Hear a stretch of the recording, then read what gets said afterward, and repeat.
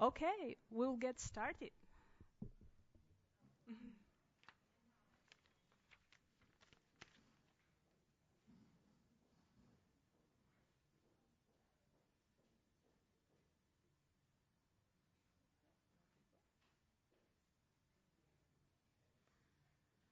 Okay, welcome to the second in our weekly seminar series. I am Shpresa Halimi, Research Assistant Professor with the Institute for Sustainable Solutions here at Portland State University. At our institute, the focus is on solutions. We seek to lead Portland State to continue to be a place where innovative solutions take root and change the city, the region, and the world.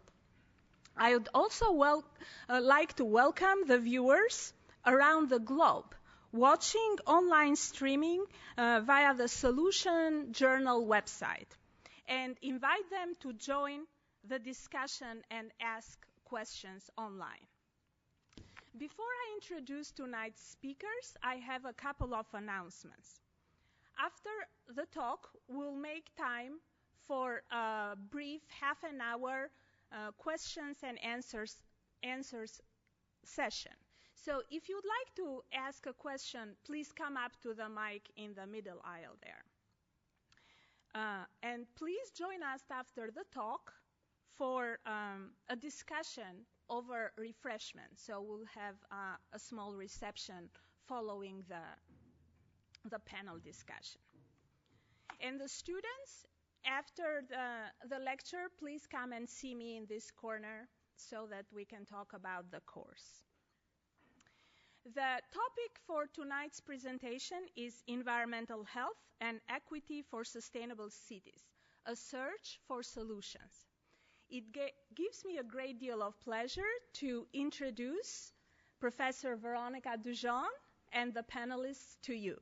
So I'm going to introduce Veronica, and then Veronica is going to introduce the rest of the panelists. Professor Veronica Dujon is professor and chair of the Sociology department here at Portland State University. She is also a fellow of the Institute for Sustainable Solutions. Professor Dujon teaches, conducts research, and publishes in the area of environmental sociology, with a special focus on the sociology of globalization, women in the global economy, and the tension between national development strategies and globalization. One of her major research interest areas is how to build socially sustainable societies. Dr. Dujon is one of the founding members of the Social Sustainability Network, co-editor, along with Mary King and Jesse Dillard, of Understanding the Social Dimension of Sustainability, and the co-editor of a forthcoming volume on multi-level approach to social sustainability. Dr. Dujon received her bachelor's degree from the University of West Indies in Barbados, and she received her master's and PhD degrees in land resources and sociology from the University of Wisconsin in Madison. Please join me in welcoming Professor Dujon.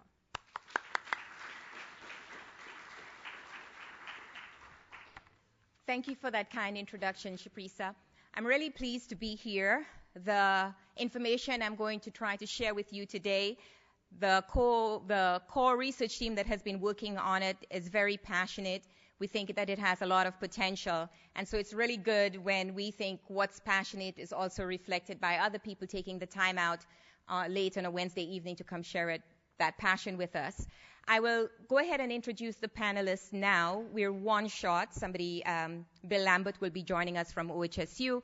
He has not arrived. We anticipate it might be parking issues. When he comes, of course, I'll do the introductions again. But I'd like to go ahead and introduce the people who are with us right now. Eileen Brennan, my co-investigator, co-PI for a number of years now, is a research professor of social work at PSU and co-principal investigator with myself of the Social Equity and Environmental Health for Sustainable Cities project funded by the ISS. For the past 16 years, Eileen has been pursuing an ongoing program of federally funded research at the RRI, Regional Research Institute, for Human Services, examining sustainable and equitable work and family arrangements. She's a founding member of the Social Sustainability Network and a co-editor of the forthcoming volume on social sustainability to be published by Routledge. Tricia Tillman, well, no, I should do them as they sit so you do not get confused. Ben Duncan is a program development specialist with Multnomah County Health Department, Environmental Health Division, and board chair of OPAL, Environmental Justice Oregon, that works for environmental justice in the Portland metro area. His work focuses on the relationship between health and the environment through both policy and community-based empowerment work, and touches all aspects of environmental health issues, including foodborne illnesses, vector control, air quality, toxics reductions, food policy, and housing. Ben also works with the Diversity and Quality Team and the Health Equity Initiative, and is currently the chair of the Oregon Governor's Environmental Justice Task Force. Tricia Tillman. Tricia Tillman is currently the administrator of the Oregon Office of Multicultural Health. Tricia works to increase opportunities for communities of color, immigrants, and refugees to promote health and influence policy and advance the creation and implementation of policies that promote health and human service equity.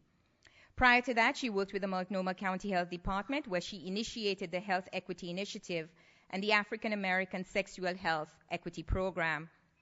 Her work improves support for policies and programs that reduce avoidable health inequities experienced by communities of color, immigrants, and refugees. Tricia is also a member of the Portland Parks Board. So today I have the pleasure of talking to you about environmental health and equity. What I want to do initially, or I have multiple projects, and I also suffer from that deficiency. I try to cram a whole lot in a little bit of time. I've already been told by one of my co-panelists that I have a lot of slides. So I will try to edit as I go through. But what I really want to do is to give you a sense for how we came by the work that we are doing right now. Much of it, all of it, supported by the Institute for Sustainable Solutions, and before that by the Miller Foundation. Then I want to talk and incorporate some of the work that we have been doing through the Social Sustainability Seminar, which is taught as part of the Graduate Certificate on Sustainability that we have here at PSU, and then jump back into the actual work that we're doing, where we are, and what we hope to accomplish eventually. A lot of the work focuses on what's happening, particularly in the Portland metro area. So some of the conceptual work that I talk about, cities generally, is an attempt to provide a broader framework and then jump back into what's happening in Portland in particular. So what I would like to do at this point, really to indicate who the principal researchers are on the project that we're working on now, Social Sustainability in Cities. It's Eileen Brennan, who you've met, myself, Jana Meinhold, who is in the audience, Marian Sharp, also in the audience, Leroy Patton up front, our community partner, and we had 3 graduate research assistants, Jordan Folks, Frank Goulart, and Ryan Bender working with us. So when we talk about social sustainability, I think there are multiple definitions of sustainability out there. Certainly the Brundtland one is the most well-known, that talks about the 3 different areas of sustainability.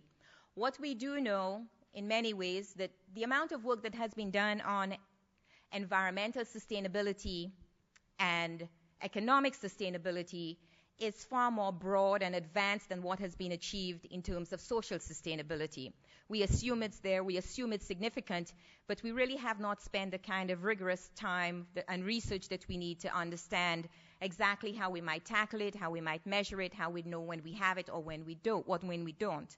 So one of the projects that we have engaged at Portland State with internal funding is an effort that took place began a few years ago with the Social Sustainability Network, where we attempted to define social sustainability. In the end, we collected a number of pieces, articles, chapters that were written, and we came up with this definition. Social sustainability refers to the processes that create and the institutions that facilitate social health and well-being, both now and in the future, recognizing that attaining social sustainability requires achieving both economic and environmental sustainability. So the way we understand it, the natural environment are the outer constraints that limit what we can do within society, but it is the social institutions that actually give us guidance in terms of which economic institutions, policies, regulations are best suited given the objectives that we're trying to reach. We also hypothesize that social health and well-being require a society that is adaptable, resilient, equitable, and democratic, while fostering the full development of each individual's capabilities and functionings as developed by Amartya Sen. Now, each of these terms, adaptable, resilient, equitable, and democratic, they have to be interrogated. We're not simply stating them there as if we can take them for granted, because we do know there are societies that have lasted for extensive periods of time, and they were unequitable, and they were undemocratic, but they survived the Roman Empire, colonial empires. So when we talk about resilient and equitable and paying attention to people's capabilities, we're not just talking about longevity, we're talking about substantive content of how people experience life as being key components of having social sustainability. Social inequities in the Portland metropolitan area, we know, are evident in human health and well-being. And we know that not only because of the reports we were able to gather from particular agencies and community organizations that had done the research, but in work that we have been able to gather ourselves as a core research team at PSU. And what we found out in our initial research is that these inequities manifest themselves in part through the unequal exposure of stressors in the built and natural environment in neighborhoods. So when we started the work on social sustainability, we were looking at predominantly the typical social structures: education, health, jobs, the kinds of investments you need in any one society so people can flourish and thrive. What became very apparent to us, given the conversations we were having in the colloquium, is that we want explicitly making the connection between social sustainability, the social elements, and the natural and built environments. We want tapping into that environmental component, even though it was coming through in the conversations that we were having. So we engage an explicit effort to do that. A main purpose of our project was to capture the key elements of promising solutions generated by community organizations that reduce social inequities in environmental health. So given who our funders were, what we were thinking about, we decided we wanted to figure out in the Portland metro area, were there organizations, nonprofits, community groups, neighborhood groups that were actually working at that intersection of environmental health and equities. And what we wanted to do was identify the obstacles these organizations face. Of course, we wanted to know what they were doing that was successful, but we also wanted to know in the work that they were doing, what were the sorts of challenges that they faced. Our medium and longer term objective really was to build on this analysis to secure substantial external funding to pursue an iterative process of problem solving. And I want to stress that iterative part, because what we know about the way we do research in academia and the way we connect to our community partners is that it can be a really tense environment, and we can have different understandings of what our objectives are.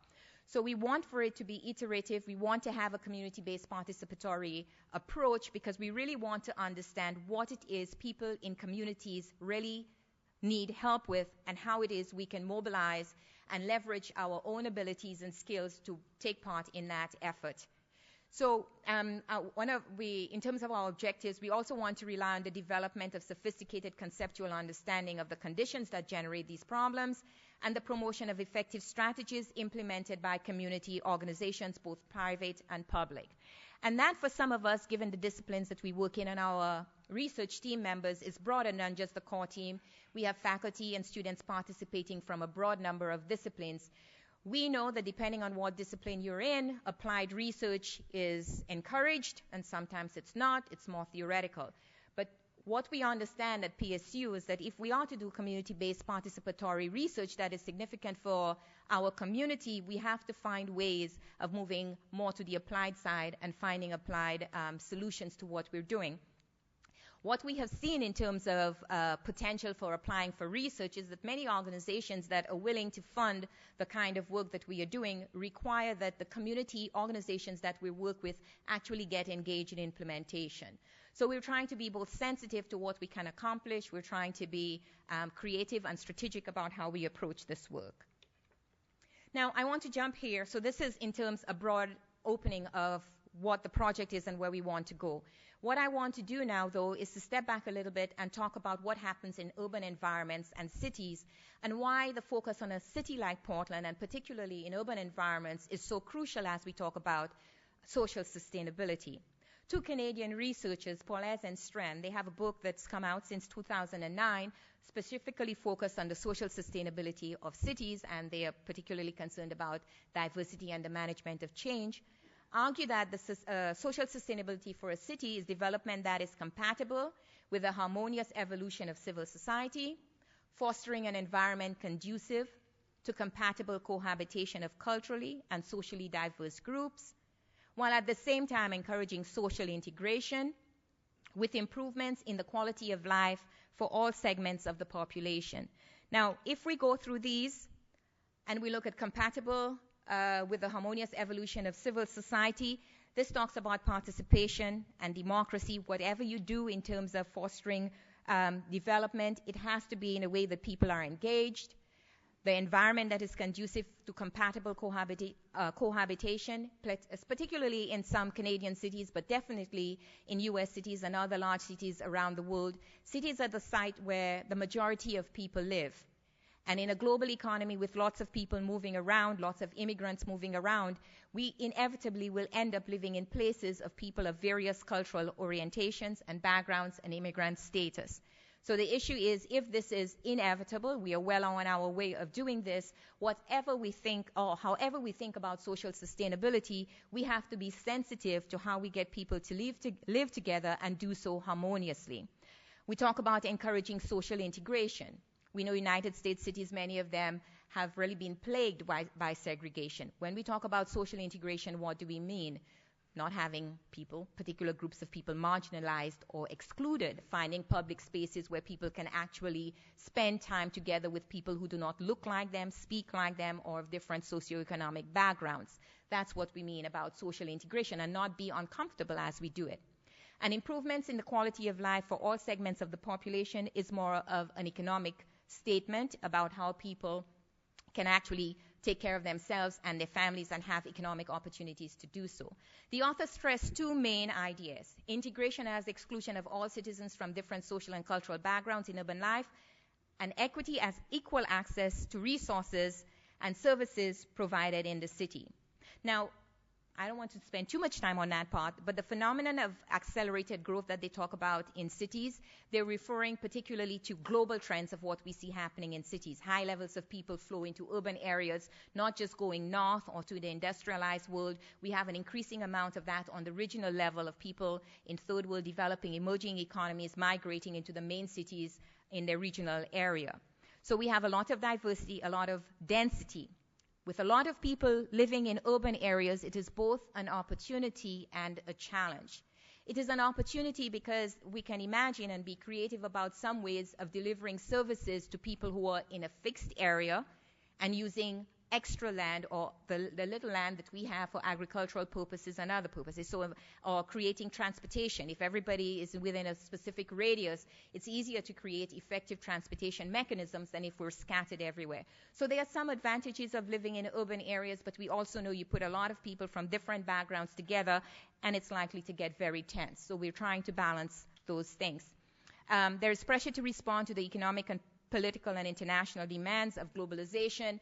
And on that point, what we do know is people who are best educated, more skilled, who are more cosmopolitan in their outlooks in terms of culture, who will be best placed to survive in a global environment. So when we talk about the role of cities, we're not just talking about people getting along, we're talking about how to skill people for the 21st century and how to make them effective in a new global economy. So even though we know cities are dynamic places where local, national, and international forces converge, it demands and interests where these converge. Key policies at the local level play an important role to contribute to social sustainability. And this is one of the points that we have been developing slowly in the research that we do, because at every point in time we ask ourselves, so what should be done as we see the challenges and as we see the opportunities? And what becomes very apparent is that for some sorts of challenges, they can be solved at the local level with local policies. But some other sorts of challenges, until you have the cover of a metro government in terms of planning and zoning, until you have the cover of a state government or a federal government, you cannot be effective. In other words, when we think in terms of the work that needs to be done, we constantly ask, at which point do you need to have an intervention, and how effective can it be? It's good and well if we in Portland think we are really progressive and we have a lot of energy to do the work that we want to do, but we're finding out, even as we explore options for an Oregon health plan, we are constrained by what the federal government dictates. So even though we want to be more progressive, we have these wider limits that tell us or prevent us from doing certain kinds of things. And when we look at the state level, the state might have policy on health, but in Portland, even though we opted to do something somewhat creative with city council or metro government, we would want to be careful about how we do that, for fear of attracting a lot of people into this urban area that we cannot serve, and balancing, therefore, the resources we believe we have as we attempt to serve the population that we have. So this points to this idea of cities really capable of doing things at the local level. It's with a word of caution that we cannot do everything at the local level or at the metropolitan level, but rather we have to figure out what's visible and what's not. So any community wishing to foster social sustainability must incorporate strategies that positively influence human health and social interaction through the built environment. When local sustainable policies are implemented, they not only improve people's quality of life, but also facilitate resilience in responding to the impact of globalization. So we don't want people to be healthy. Well, let me rephrase that. I am on a global audience here. We want people to be healthy because it's a good thing and it's an ethical thing. We also want people to be healthy because it's an economic investment. And it's an investment in the future. We have good economic reasons for wanting people to be healthy, quite apart from the ethical reasons, workforce issues, and our competitiveness in a global economy. In order to achieve social sustainability in any urban area, local governments, thinking about Metro or Portland, must play a key role in 6 policy areas. And these are not my ideas. These come from Paulez and Strand. In governance, social and cultural policies, social infrastructure and public services, urban land and housing, and the building of inclusive public spaces, urban transport and accessibility, and employment and economic revitalization. And if you think about what we've done in the metro area, many of these are not new to us. We have engaged in many of these areas. We can have conversations and debates about how successful we've been, if we've been as inclusive as we could be, but all of these definitely are on our radar in the city.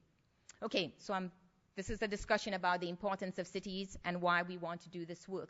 In terms of methodology and how we're going to approach the research, there's a growing discourse on health equity research that advocates for community-based participatory research. And I think I mentioned that earlier, in a sense, looking at the potential funding sources we will look for our work.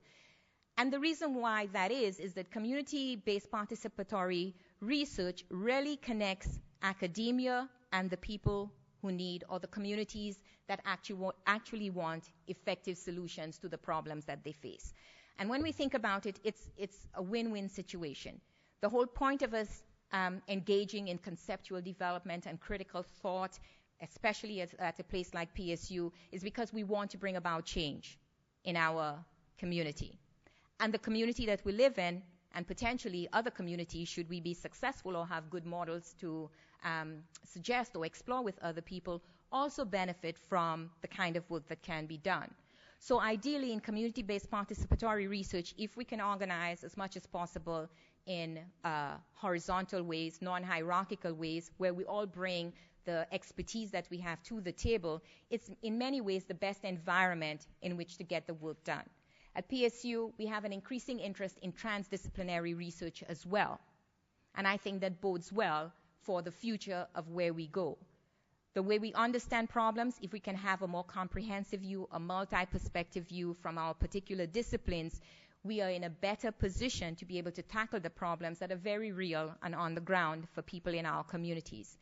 The problem, though, or should I say the challenge, though, is community-based participatory research takes considerable time on the part of the researchers and community partners to develop joint ventures that address environmental health issues and prioritized by the community members. So it is one thing to say that's what we want to do. The actual work is far more difficult and involved, so we don't want to be assuming it will be easy. All the research indicates it can be extremely difficult, but well worth the trouble. We want to develop a research proposal that responds to our community partners' requests for the university to engage in more applied research to improve the situation of those whose social position disadvantages them and exposes them to unfavorable and unhealthy environmental conditions. Now, when we talk about we want to develop a proposal, I did not give the background about how we came to that point.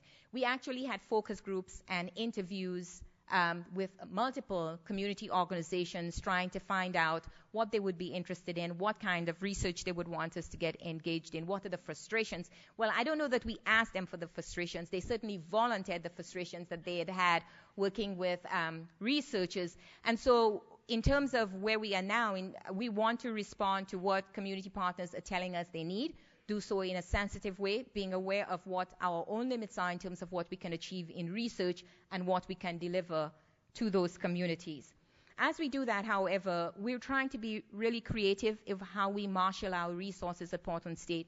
So even though we're talking about the research that will be done, we want to incorporate our graduate seminars and our undergraduate students in this fieldwork and community-based learning as well, and actually have some of our community partners who are interested in understanding on a deeper conceptual level what the structural challenges are, actually take some of our classes and be able to be more insightful about how they should approach the problems that they have.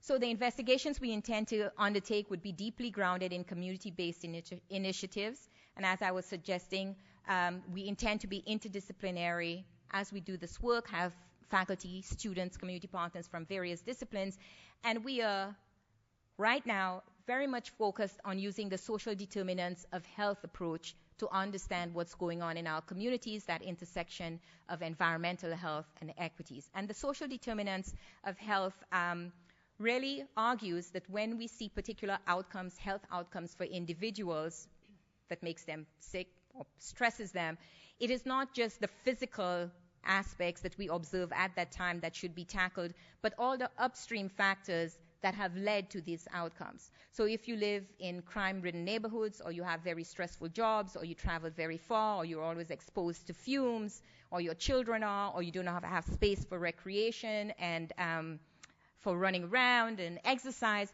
all of these things over a lifetime, even for children and adults, do have a very direct impact on your health outcomes in the end. So we know all of these do have an impact. So rather than thinking from a disciplinary perspective, if we think about the social determinants of health, it gives us a lot of opportunity to be very both comprehensive, or should I say comprehensive, about how we understand the impact of the environments, natural and built, that people live in on the actual health outcomes that they have. So in terms of findings that we have so far, and these are from research efforts that we had done before, not where we are right now, clearly, what we know about the city of Portland is that the social, economic, and environmental problems addressed by organizations in the area are interlinked and pervasive.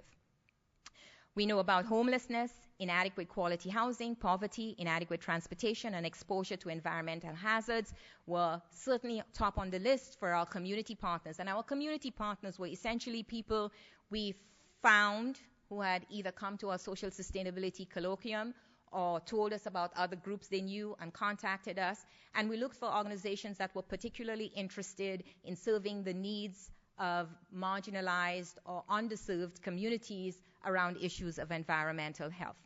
And so when they were talking about the communities that they serve and who they do outreach with and what they understood their problems to be, these are some of the issues they were indicating that were very significant. They also talked about the strategic resources in the form of leadership empowerment and building a sense of community as being very critical to any successful undertaking that they had. Now, I think many of you, or at least some of you, might be aware of how community organizations work or nonprofits work. They tend to be small, underfinanced, and when I say small, very few staff trying to do everything at all points in time, are very much always stressed out over what they're trying to do and what they can reasonably achieve. And sometimes they're working in communities with people who are so hard-pressed to find extra time to get engaged that it is also an effort to bring the community members around the table to talk about the problems.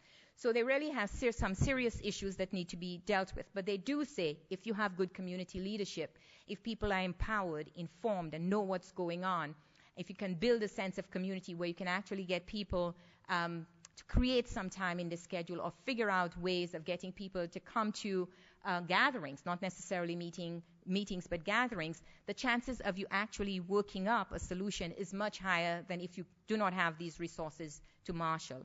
A community that organizes and empowers itself, cultivates leaders, and carries out its own programs, even if the programs are started by a third party, and we heard that a lot. You know, many community organizations are working on their own initiatives, but it is quite possible some outside organization can have a really useful model about how work should be done or what should be done, and they're willing to engage. The community organizations are willing to pursue that idea. It is an entirely different matter if an outside organization steps into a community not very familiar with how it works and attempts to do the same work. And the success rates tend to be much higher when people who live in the community actually participate in the implementation of ideas rather than people who are not familiar or considered outsiders attempt to do the same work.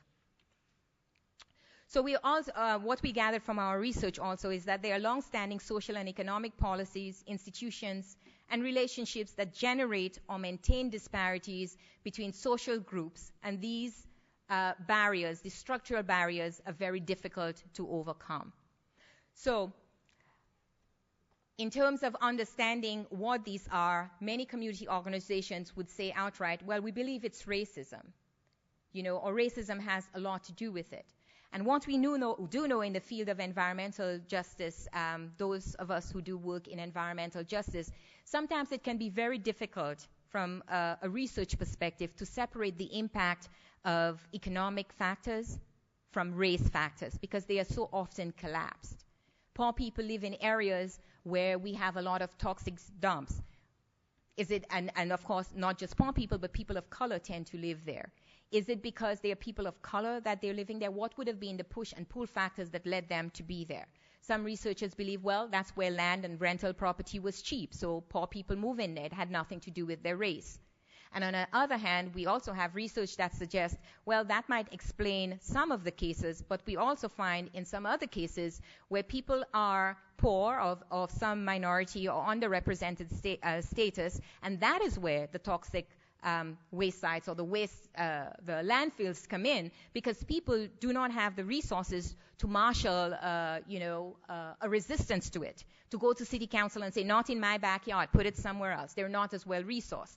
So, it goes back and forth. What we do know in the city of Portland, no matter what the explanation, whether it's economic or race, we do know it does affect us and our ability to say we have a pretty progressive, socially sustainable city.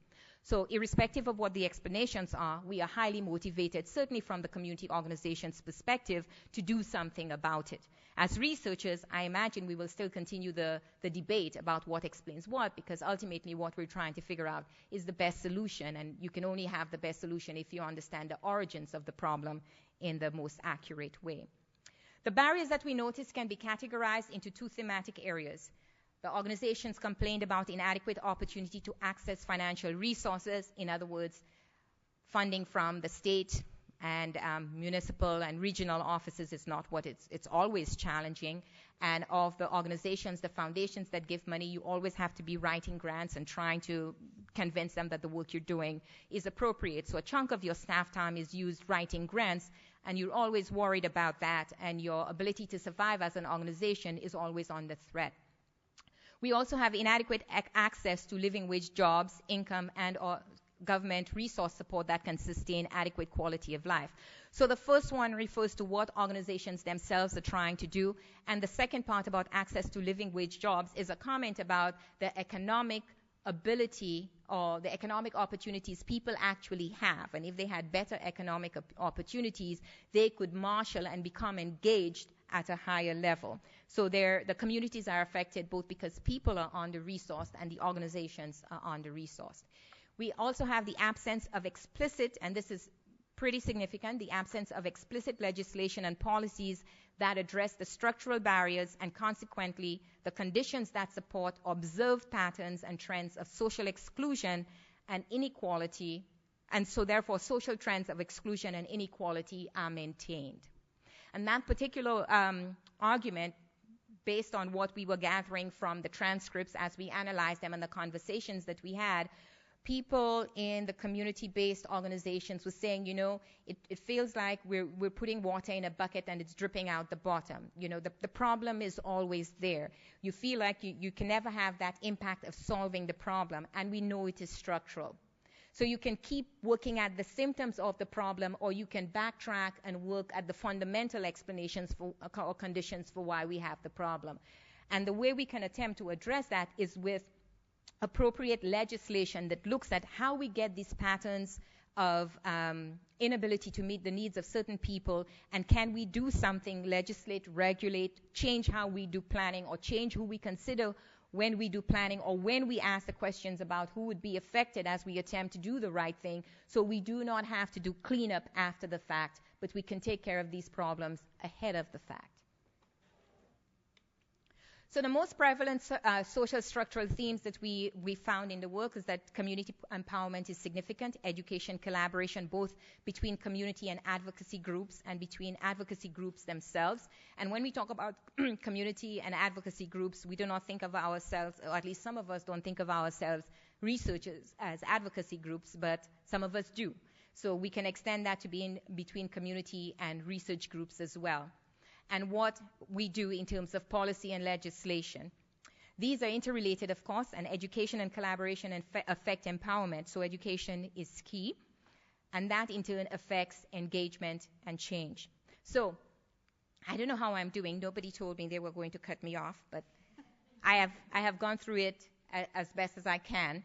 I hope I have prompted some questions or thoughts or criticisms about how we're thinking about this.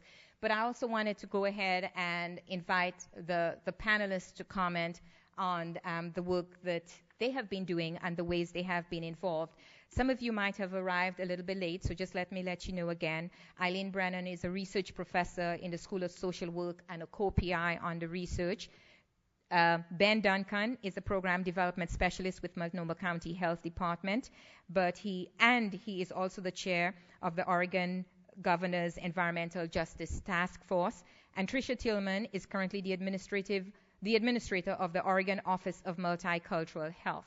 So we have people that can talk from the research side, the national side, and I think Tricia and Ben will be in the hot seat in terms of how we're doing in terms of policy in Oregon, how we're doing in the county, and the sorts of spaces we can probably pursue. So Eileen, I think you're on. You can just let the PowerPoint go, because I'm simply going to talk from my experience. I'm a member of the School of Social Work, and one of the things that we look at when we look at the health conditions here in Portland area and in the state of Oregon is that there are great health disparities.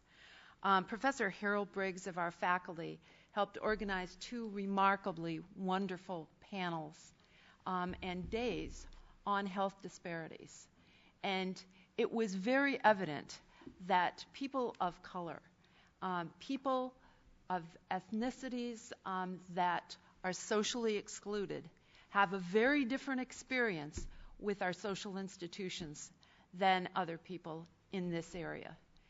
The disparity reduction framework is a framework that's used in community health, as Larry Wallach will attest to.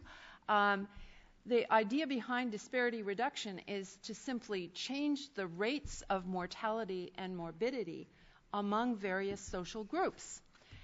And in fact, that's been an approach that has been used in health, mental health, child welfare, justice, and education. And looking at those institutions, there have been some major reports that have been written in the Portland metropolitan area. And a group of us got together last year and looked at these major reports and tried to find themes. And I'm hoping that Ben and Tricia will talk a little bit about their experiences with themes that we found. The reports that we looked at in particular were the Coalition for a Livable Future Equity Atlas, which was a collaboration between that coalition organization of about 45 different organizations in the Portland area and the Institute for Metropolitan Studies. And it really is a wonderful interactive report. If you go on the website, you can actually look and see where the air pollution is. Well, guess where the air pollution is in Portland? Guess who lives where the air pollution is in Portland? Guess who doesn't have access to parks and recreation? This report was a really remarkable report. The Urban League, yes? It's the Equity Atlas, okay? The Urban League also had a report about the entire state of Oregon in some of these major social institutions and the differences for African American community members in Oregon with respect to the rest of the population. A third report was issued by the Coalition of Communities of Color, in which they looked at what was going on in the metropolitan area, and particularly Multnomah County. And again, group by group by group, looked at much less favorable outcomes in this area that we believe is, in fact, so progressive. And then lastly, Vision PDX talked to 17,000 Portland residents to get an idea of the vision of what Portland should be.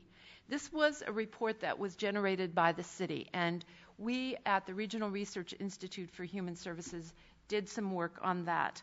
And that report really gave a vision where Portlanders would like to see the city go. They would like to see a city with equity, and yet the equity wasn't there. So it's been a pretty discouraging thing to look through the disparities and the inequities in this city, and to read these reports, and then to listen to our community partners. But they have not given up. They are trying very hard to remedy things. And we have two people on this panel that are working very hard to remedy the inequities and to make sure that every resident of Portland has access to a healthy life in their school, in their workplace, and in their community. And so I guess this would be the time to turn it over to either one of you. Thank you.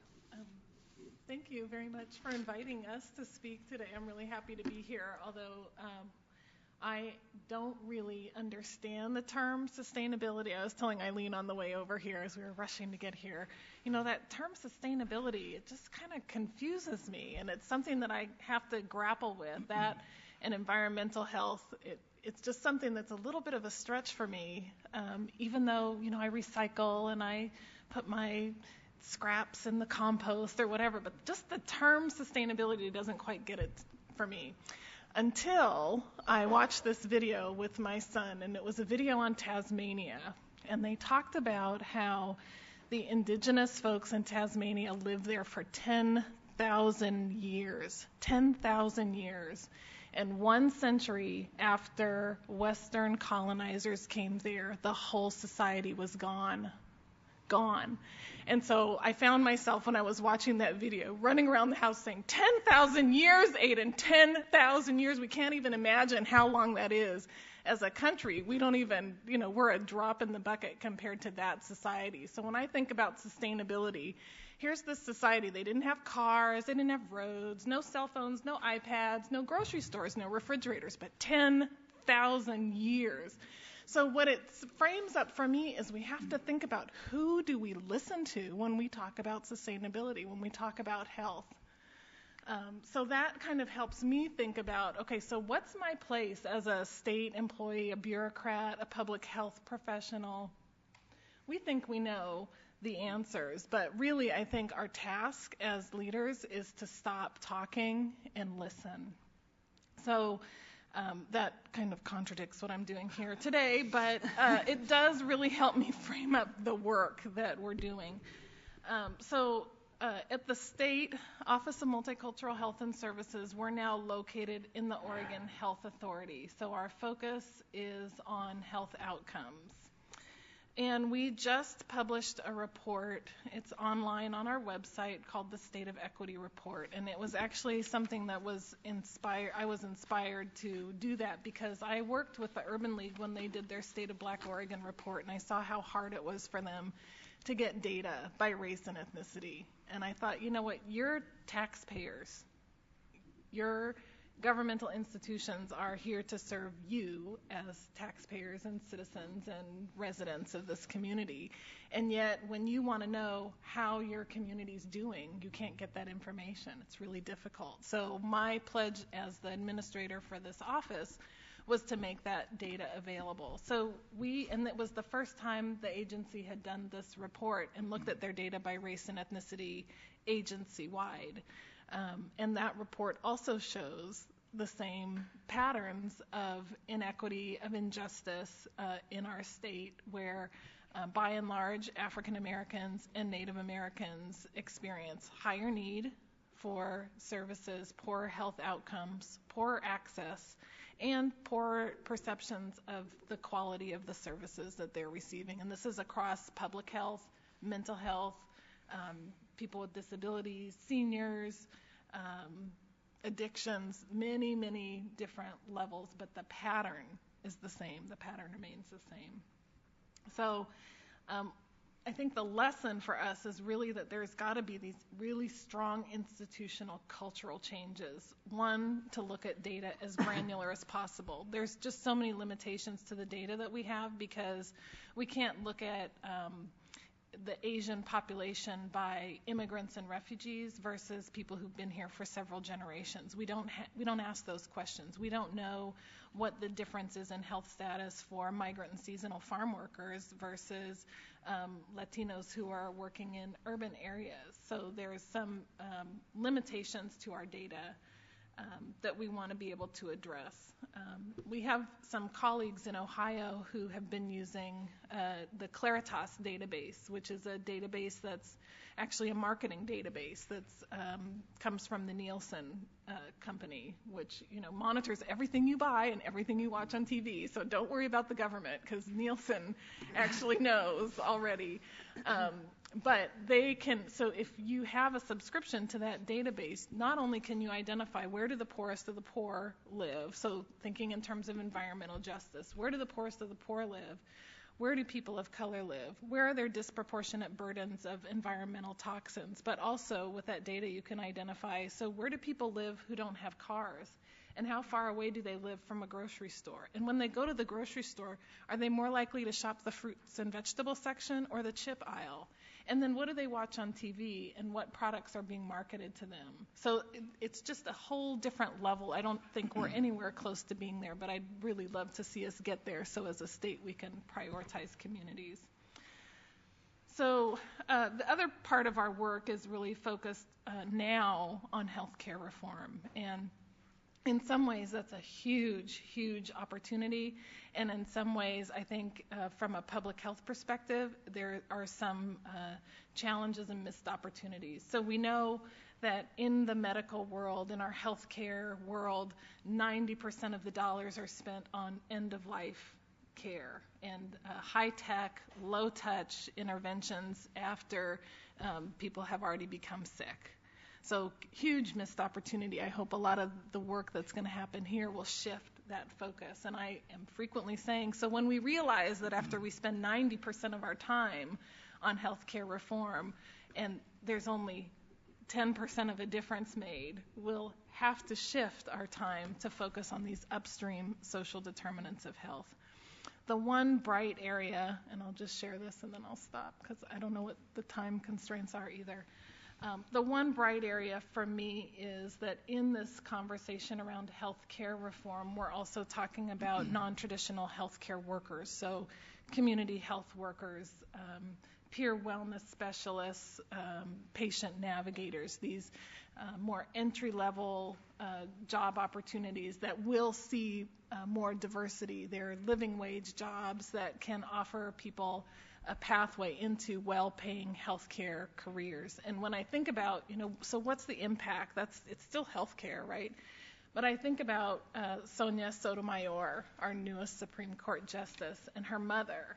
Her mother was a licensed practicing nurse, and she went to work all day long. But what did that nursing education mean for her family? It meant that she could put her kids through good school because of that job that she had. And it meant that when she went home, she was a resource to her whole community. She was a community health worker, nurse by day, community health worker by night. So I think about the impact that has not only on this generation of new healthcare workers that hopefully we'll be able to have them reimbursed fairly and sustained as part of the healthcare system for early prevention and better utilization of healthcare, but I think about the ripple effect and the impact that those jobs will have on the next generation and their ability not only to be community health workers, but to be doctors and lawyers and Supreme Court justices. And so I think that's kind of where there's going to be a return on investment in healthcare reform in terms of social sustainability. So pass that.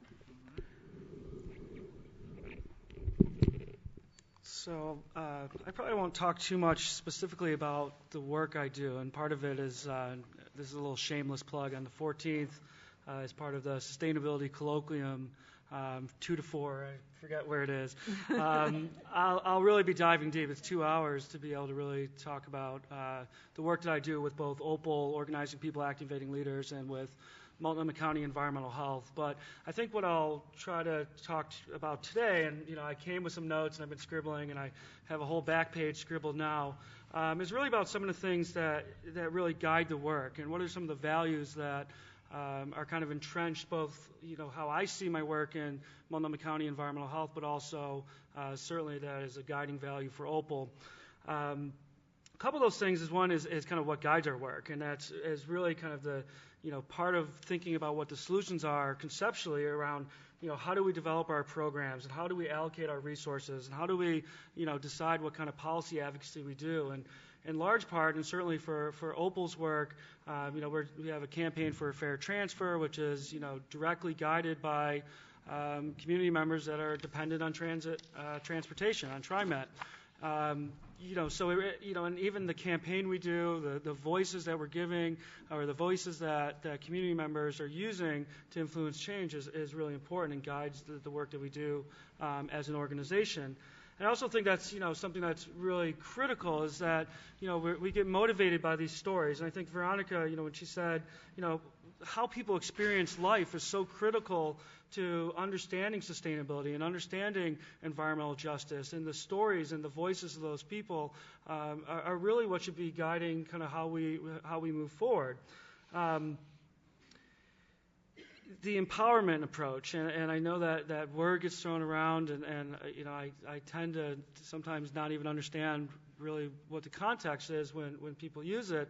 But when we look at the work of OPAL and you see the value, of young people or folks that are transit dependent who have never been engaged in policy, who have never, kind of testified at a board meeting, who has never read an investment plan, and all of a sudden you see folks with a bullhorn downtown, telling their story and using their voice, and it's like the best thing that's ever happened to them.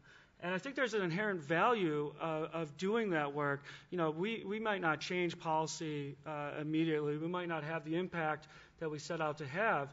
But in and of itself, that empowerment of that individual is healthy. And so when I think about the work that we're doing at Multnomah County Health Department, certainly there's a whole idea around, empowerment as a health promotion strategy. Now, how we do that and how we allocate our resources to meet those ends, that becomes a challenge. Are we going to hire, certainly there's a push for community health workers. I would argue that we should be pushing for community organizers. I see a hand waving in the back. I'm a community health worker. Yeah, all right. Well, thank you. Well, thank you for your work. And I mean, I think you outlined some of the challenges. I would also argue, community organizers should be part of the public health workforce. But when we're making critical decisions, when our funding's being cut in a variety of different areas, and we look at, mental health services and other kind of critical, life services for members of the community, how do we allocate those resources in this kind of fiscal environment? And, those are some of the challenges. How do we do our work in an empowering fashion when we're limited by some of the constraints fiscally? One of the ways that I think is an effective strategy is really to build these partnerships. And in some ways, my work is in essence of a partnership because I get paid by the county, and I do a lot of work with Opal. And I sometimes wear both hats at the same time. In fact, I almost always wear both hats at the same time. And sometimes it's hard to even clarify where there's a difference. But, we've done a lot of, I'm able to do a lot of in-kind work for Opal. And Opal, as an organization, actually built out of a process called PACE, which is a protocol for assessing community excellence and environmental health.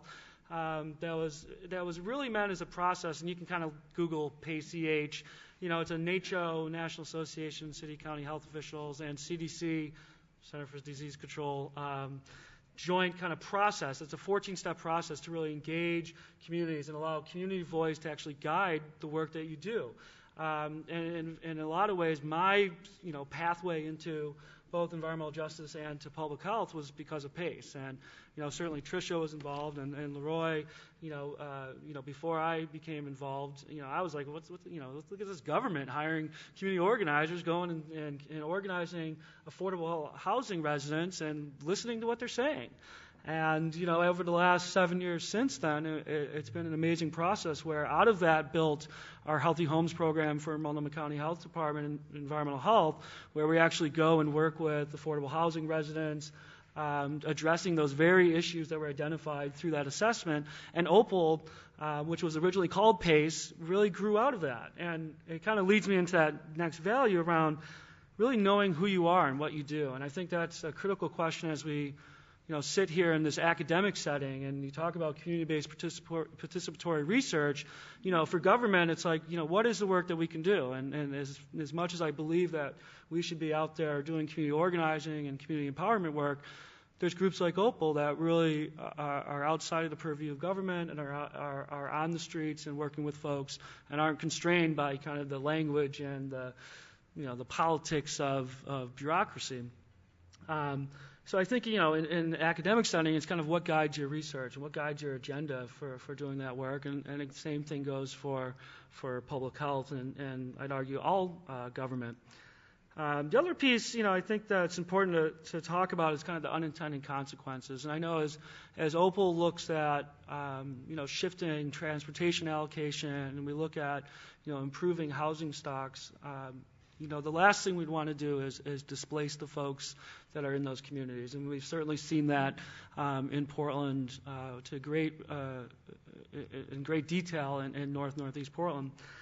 And the other thing, I think of, the lens. I was reading saw the story today with the transfer station. So as we, get more sustainable and have our biweekly garbage service and our composting and curbside composting, it's a great thing. But where do they put the transfer station with 70 trucks a day that's coming through that community, spewing out diesel exhaust in a community that already is disparately impacted by asthma rates, with a high percentage of people of color, immigrant communities, low income. So, I mean, it's when we think about even these, the green standard or whatever the language might be, it's who burdens from these, and certainly this is something that comes up with climate change often is, who's going to bear the brunt of these, well-to-do, green, sustainable policies that we're enacting. And I think it really begs that we really look at the type of questions we ask and we listen to the folks that are in those communities and the voices of people that, as environmental justice adage says, the community that speaks for itself best protects itself. And we see it every day. We're seeing it, that Lentz example is the perfect opportunity to say, look at what this well-intentioned project's going to do to a community that doesn't want it. So, and I think the last thing, that I'll say is, kind of around sustainability. I mean, I think there's a real inherent need to have a justice paradigm within sustainability movement, and we should be explicitly calling it out, because I don't think there is sustainability without justice. When we look at all the social determinants of health, when we look at the root causes of health inequities, poverty, oppression, lack of power, discrimination, these are things that are you can make moral arguments or justice-based arguments, and I think those arguments demand then justice-based approaches and solutions. And hopefully all you folks that are academics and community members and community organization folks can continue that, to develop what that looks like and what that lens looks like and what that framework looks like, so we can do our work in a more intentional way and truly be sustainable.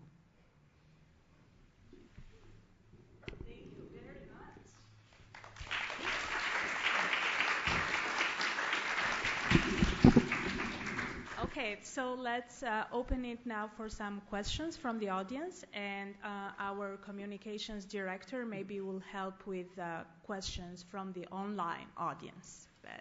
And please, if you have any questions, come up to the microphone.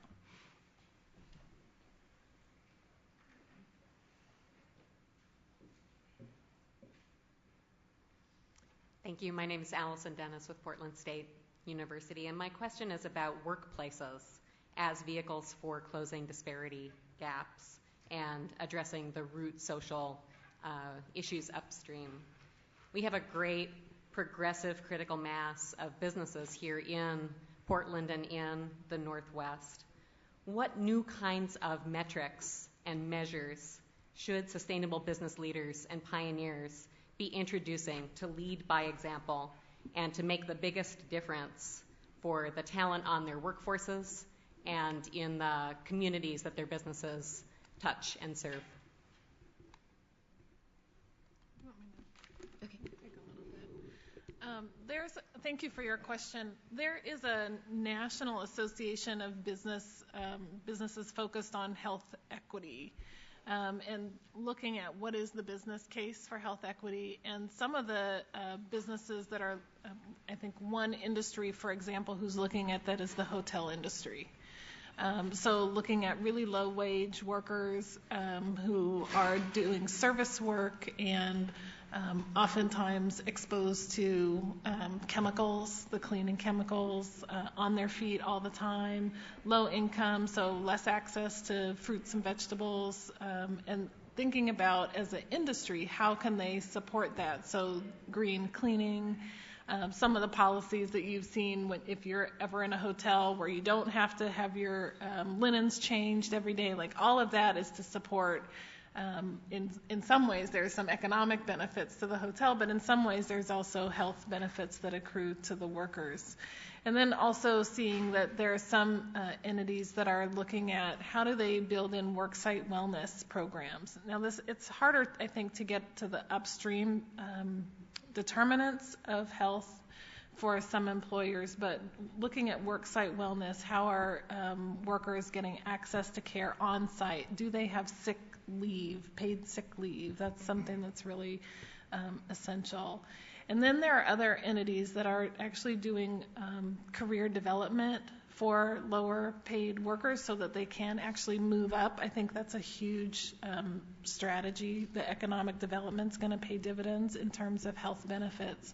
And also some that are helping their lower paid workers purchase homes. And we know that home ownership is one determinant of health that actually not only benefits the adult homeowners, but children who grow up in homes where their parents own the homes end up healthier as adults as well. So I think those are some strategies, and maybe there are some other thoughts. And I've worked closely with Mary King, who's a colleague of mine in the economics department, particularly interested in labor issues and sustainability. And of course, what she often talks about that makes a lot of sense in terms of workforce development. Do these businesses have living wage jobs? Do they pay their fair share in taxes in the communities where they are? What sorts of relationships they have in the communities where they are. And of course, what we do know about small businesses, when they're grounded in the community and are from the local environment, their commitment and the way they behave is radically different from other businesses that come from outside or are subsidiaries of larger companies. So we do know, going the local route is really a positive thing, because people who own small businesses in the community are very likely to take very seriously their investment in that community and their attitudes about the schools in their district, the spaces where the children will play and grow up. So these are very critical things from the people side of it. How are people treated within the organization? How flexible they are? Do mothers with new babies, do they get time off? Those sorts of things actually should be part of the metrics that are measured when we talk about small sustainable businesses, not just the carbon footprint that they have, but how they treat the workers and what's the relationship within the community, within the organization. And I'll just add really quickly, building off what Veronica said. So at the Multnomah County Health Department, there's a couple ways we're trying to actually measure some of these things. I don't know if it's sustainability or so one is around empowerment and trying to gauge, how empowered staff feel, which I guess assumes that they have an understanding of what that means. And staff satisfaction surveys, and I think those are kind of two metrics. We also are really developing an equity lens. It really asks questions around, of managers. How are you engaging staff in everyday decisions? How are you providing leadership opportunities? And these things are not only built into kind of your program assessment, but also built into your performance evaluation. One of the things we're working on with the Environmental Justice Task Force, again, looking at performance evaluations and competencies, is looking at, how do you build cultural competency and empowerment into job descriptions and into the expectations of management. And then the other two things that aren't necessarily metrics, but I guess you could measure how often this happens, is providing stretch assignments, so you actually get an opportunity to go work in kind of another area of the department. And Multnomah County's got a leadership academy, which I don't know a whole lot about, but again, it's around these ideas of empowerment, of leadership development, of succession planning, that all make both fiscal sense, but also help sustain organizational capacity.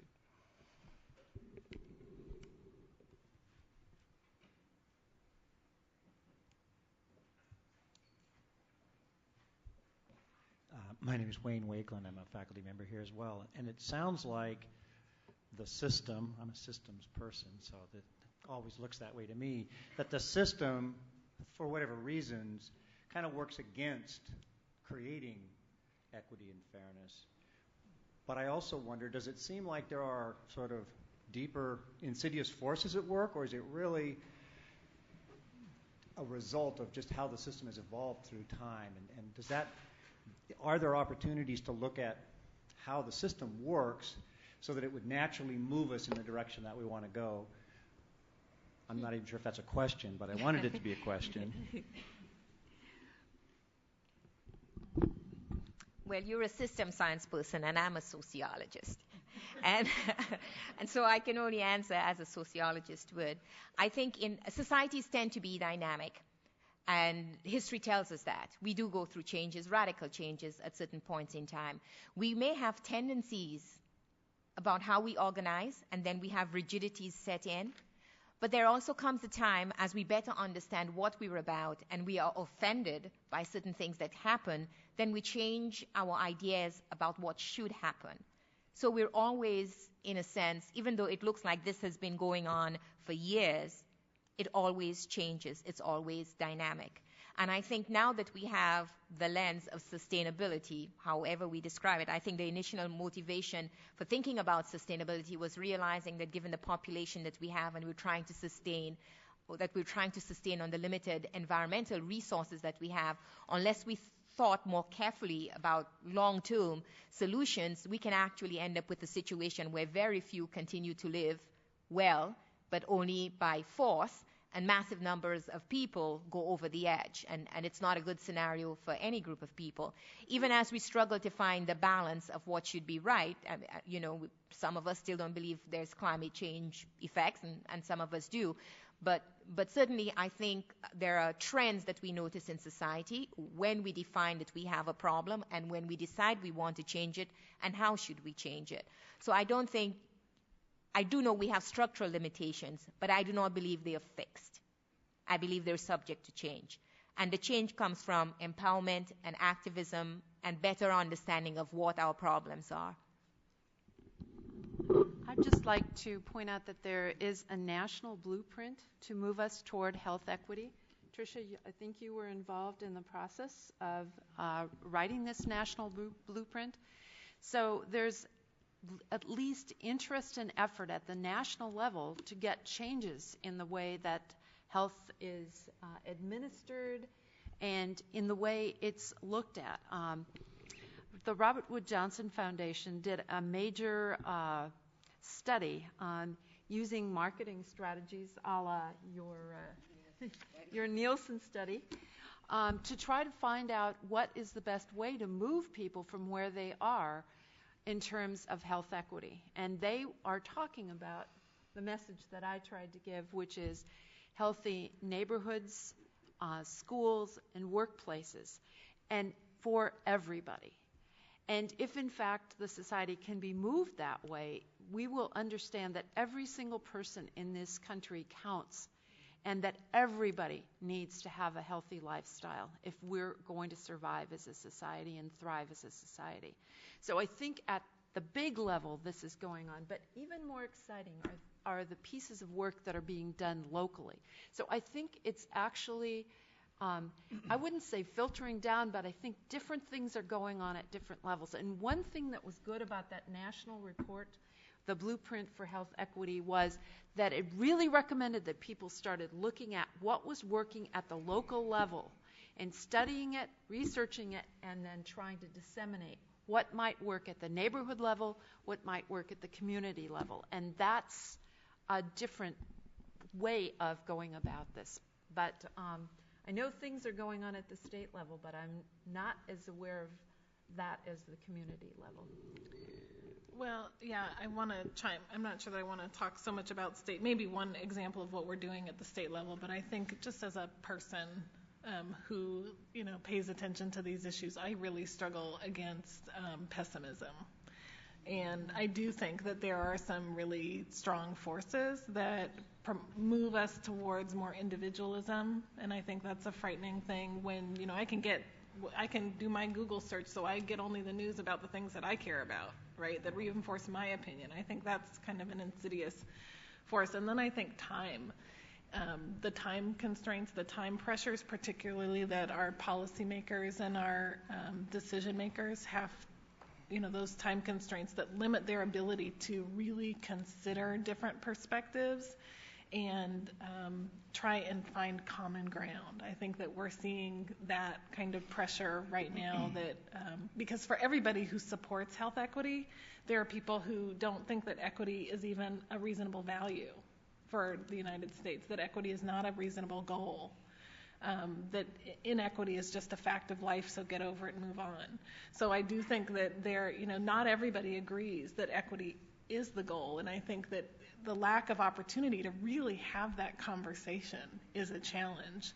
And I think that within the time constraint piece, if we make snap judgments that are unexamined, we fall back on our biases. We fall back on the very subtle ways that we've been programmed. And so if you're a person who comes from a place of privilege, and so it's been easy for you to get that executive level job, not effortless, but easier to get that executive level job or to be able to get the funding to run for office, or you've got the connections to be able to get that appointment when there's a 3-day window to get your name in, and how to, there are all these things that make it easier for certain people to get into positions of power. And if they don't have the time to really examine their biases or their unearned privilege, then the decisions that make complete sense to them with the best intent won't have the best outcomes for everyone. And so I think those are the things that we struggle against. And thinking about our processes, we have to think about how much time do we leave in a meeting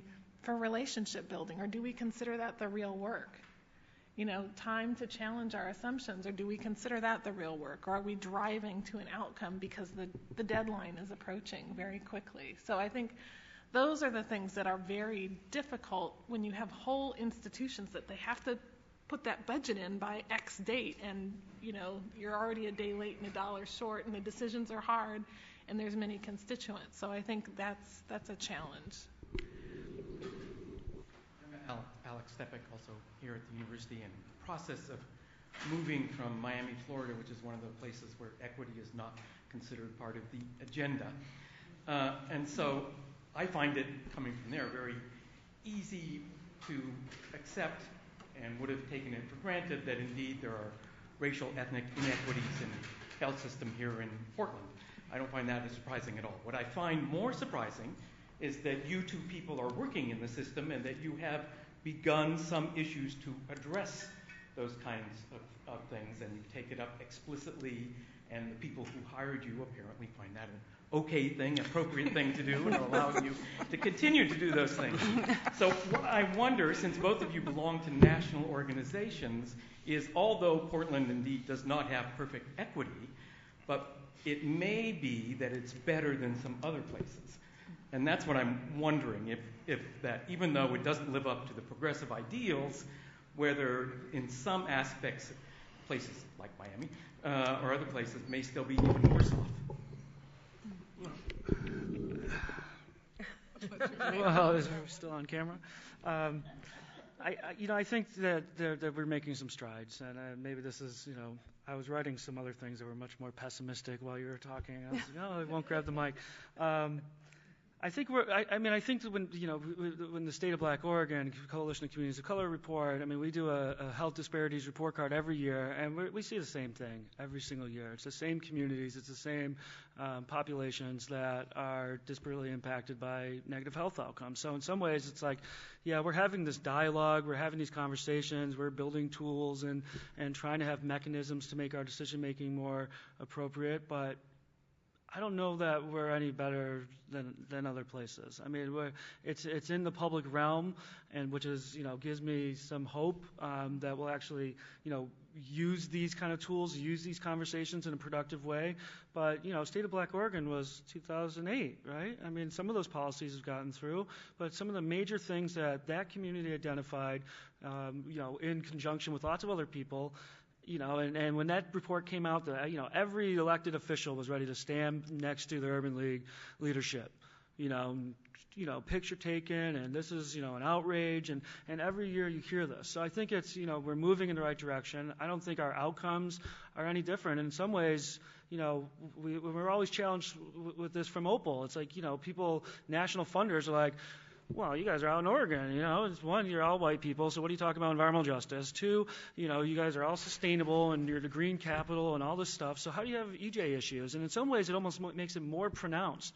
When we see these negative outcomes for very specific communities in a city that's really seen globally and certainly nationally as kind of this mecca of planning and sustainability and green, it almost highlights our issue. So, I'm hopeful, and you're right. I think, to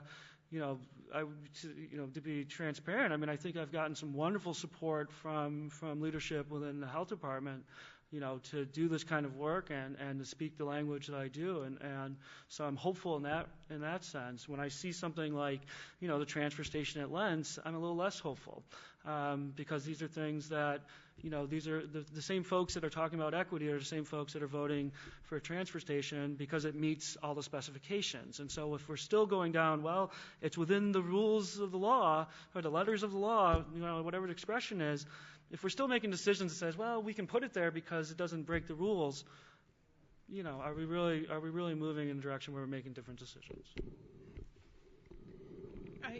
I went from working for Multnomah County to working for the state of Oregon, and it's a very different political dynamic, I think, when you start looking at how do you move statewide policy.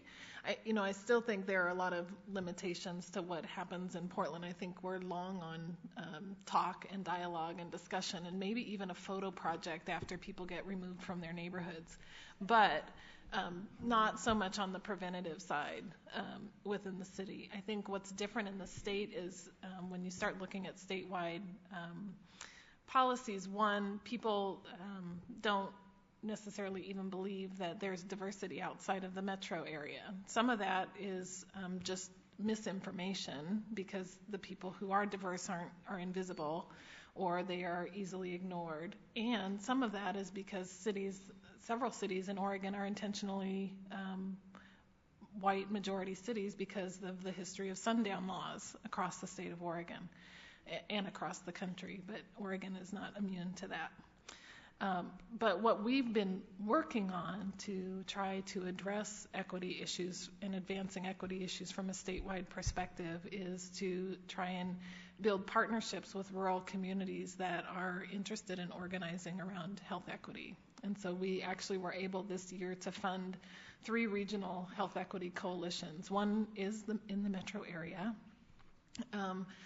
And then one is Jefferson County, so more central Oregon, and one is Linn-Benton County. And the partnership in Linn-Benton County actually started with very small funding from Northwest Health Foundation, and part of their organizing was to connect migrant and seasonal farm worker communities who were without transportation. They were in a food desert, to a grocery store, and were able to organize to get the transportation, public transportation, to extend a bus line to connect that community to a grocery store, which was great. And then there was a funding cut, and the bus line went away. So, progress, 1 step forward, 2 steps back. But I think that our strategies to move statewide equity statewide equity policy is absolutely dependent on building partnerships with rural communities. So I am hopeful about that. Great. We have time for one more question. Anybody else? Mary Louise, is this working? I was the one in the back that said I was a community health worker, and the question I had a question when you mentioned the national report. I got it written down. I don't have my notes with me, but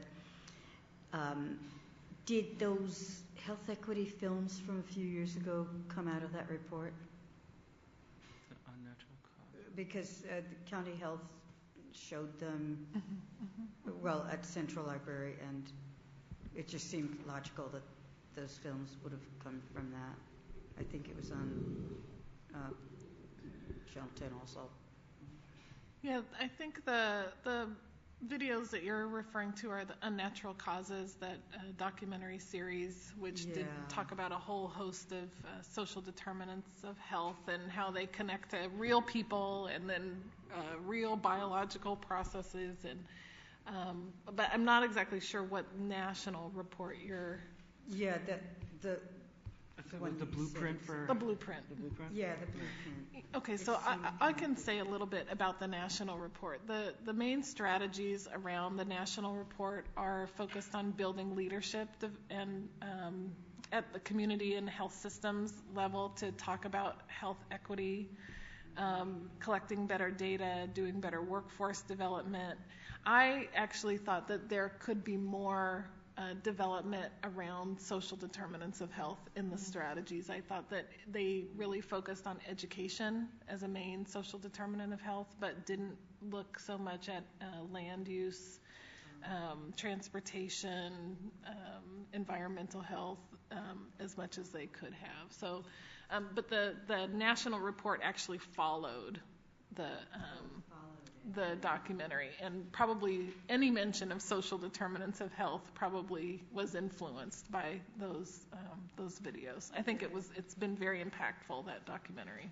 Because the other thing I wanted to say was when the prior speaker talked about the state of Miami, I felt like keep Portland weird, and then the panelists that talked about the ethnic problems compared to our national and global sustainability reputation knocked it down a little, but that's okay. Truth is truth, and what are you going to do? Thanks. Thank you. Thanks, Mary. Jenny, you have a question from the online audience. Yes.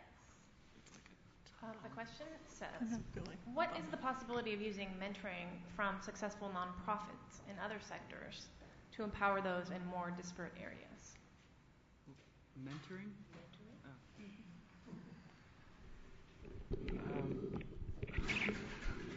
I'm not sure I really got the question, but one of the things that we're really proud of